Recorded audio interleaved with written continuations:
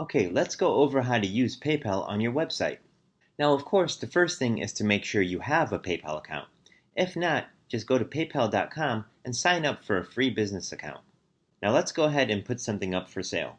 We already have the picture, name, and price. So all we need is a buy button.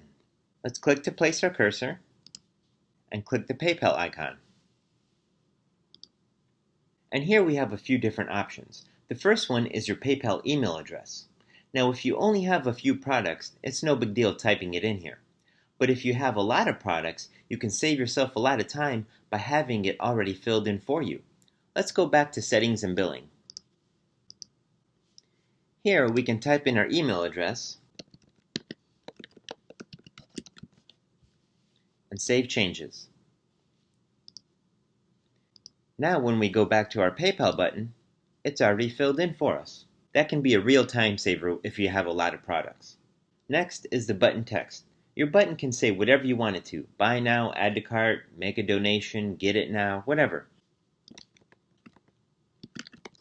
Next is button type.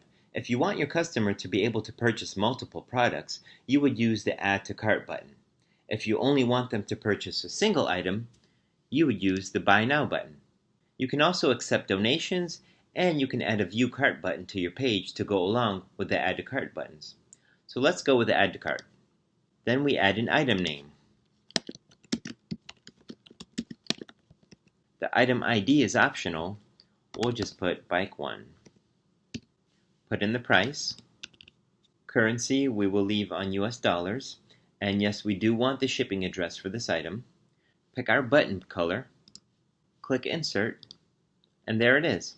Now this feature works great for simple PayPal buttons, but if you're selling something like t-shirts where you need to have size and color options, then you will have to log into your PayPal account, create the buttons on their system, and then they'll give you a piece of code to copy and paste. And for that, you would go up here to widgets. And you would just paste the code in here and click insert.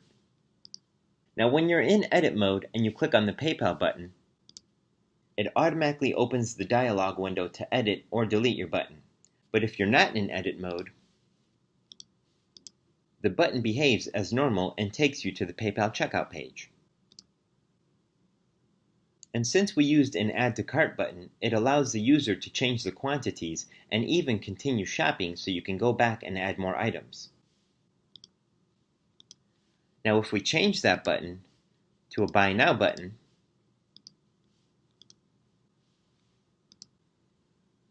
we see that it looks a bit different. You can still change the quantity, but there is no continue shopping. And if I did close this window and click on another product, this item would not be stored in my cart. So let's go back. Now we're going to change this to a donations button. Now with the donation button, you can set an amount or leave the price blank so your user can type in their own amount. Let's leave it blank.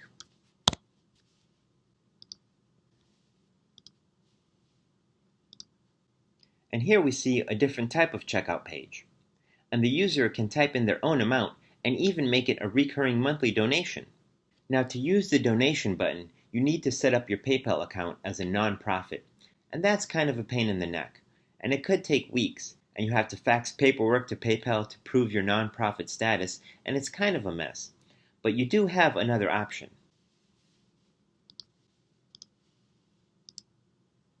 We can change this to a buy now button and still leave the price blank. So now when we click it, it's the regular checkout page, but your user can type in their amount, just like with the donations button, but you don't have the option of making it a recurring monthly payment. And lastly, let's change it to a view cart button.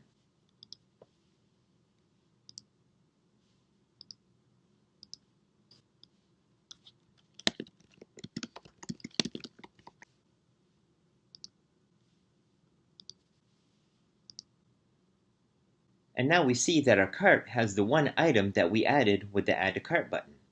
And that's it for PayPal buttons.